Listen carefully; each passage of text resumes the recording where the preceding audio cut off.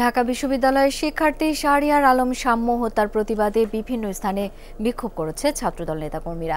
দুপুরে জাহাঙ্গীরনগর বিশ্ববিদ্যালয়ের টিএসসি চত্বর থেকে বের হওয়া মিছিল বিভিন্ন সড়ক ঘুরে শহীদ মিনার প্রাঙ্গণে গিয়ে শেষ হয়।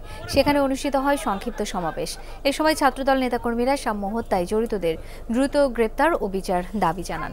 বিক্ষোভ হয়েছে সাম্যর এলাকা সিরাজগঞ্জে। দুপুরে সিরাজগঞ্জ সরকারি কলেজ ছাত্রদল নেতাকর্মীরা বিক্ষোভ মিছিল বের করেন। এ সময় বক্তারা হত্যাকাণ্ডে জড়িতদের দ্রুত গ্রেপ্তার দাবি জানান, সেই সাথে বিচার নিশ্চিতেরও আহ্বান জানান ছাত্রদল নেতাকর্মীরা।